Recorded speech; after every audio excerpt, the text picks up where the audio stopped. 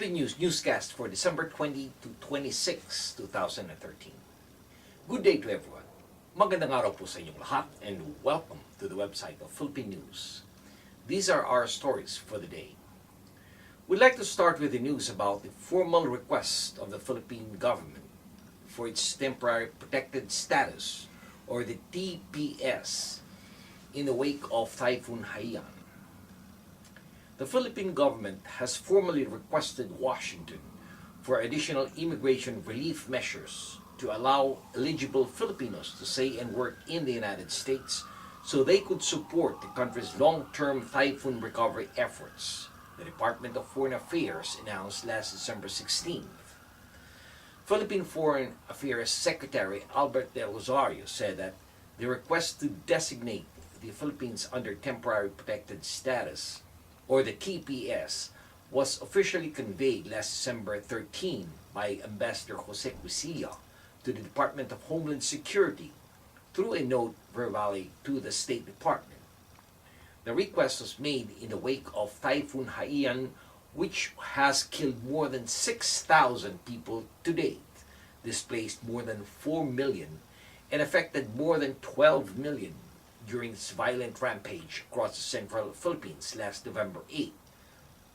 More than 200 Filipino-American organizations, backed by members of the United States Senate and the House of Representatives, the Catholic Church, and other NGOs have requested for additional immigration relief measure that the temporary protected status designation would be able to provide protection to the Filipinos here in the United States.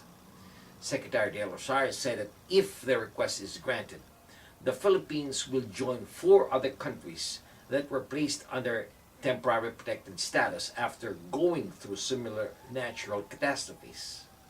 These are El Salvador and the Haiti after this were devastated by earthquakes in 2001 and 2010 respectively, and Nicaragua and Honduras after they were affected by the Hurricane Mitch in 1998. Next in line is the news about a warning to China by Secretary of State John Kerry, wherein he made clear that the U.S. backs the Philippines over air zone. This news report by Jason Gutierrez. U.S. Secretary of State John Kerry warned China last December 17th against any move to declare an air defense zone in South China Sea, as he affirmed defense ties with a longtime ally, the Philippines. Kerry, who was in Manila for a 2-day visit, criticized China for its declaration last month of an air defense identification zone in the East China Sea, including over the disputed islands. He warned Beijing against any similar move in the South China Sea, where it has overlapping claims with several Asian countries, including the Philippines. Kerry also announced that Washington had committed $40 million to help the Philippines strengthen its sea defense capabilities.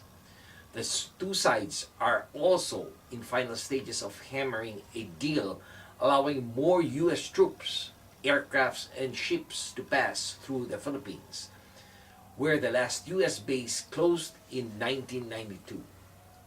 The Philippines said last month that Beijing's announcement of its air defense identification zone in the East China Sea raised the prospect of it doing the same in the South China Sea.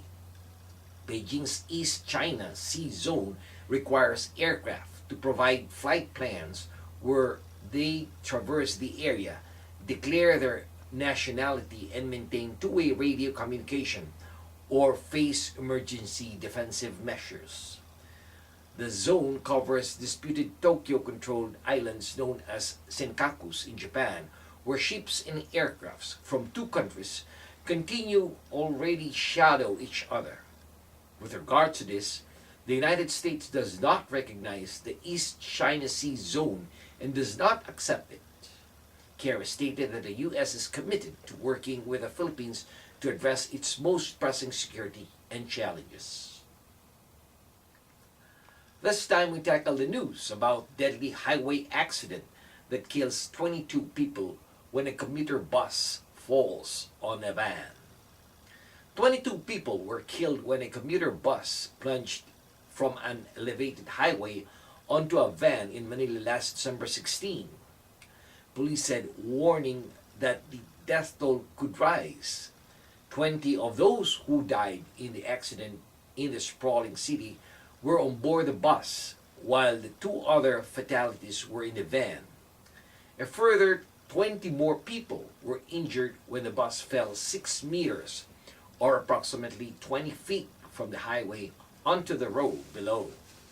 The bus driver who survived will undergo tests and questioning, said the Land Transportation Regulatory Board Chairman Winston Guinness. The Don Mariano Transit, the bus company involved in the accident, has been suspended for 30 days as its other vehicles are examined. In 2011, 3 people were also killed and 4 others were injured when a bus fell from the same elevated highway. And finally, we have the latest news about Miss Philippines Bea Rose Santiago, who won Miss International Beauty Pageant of 2013.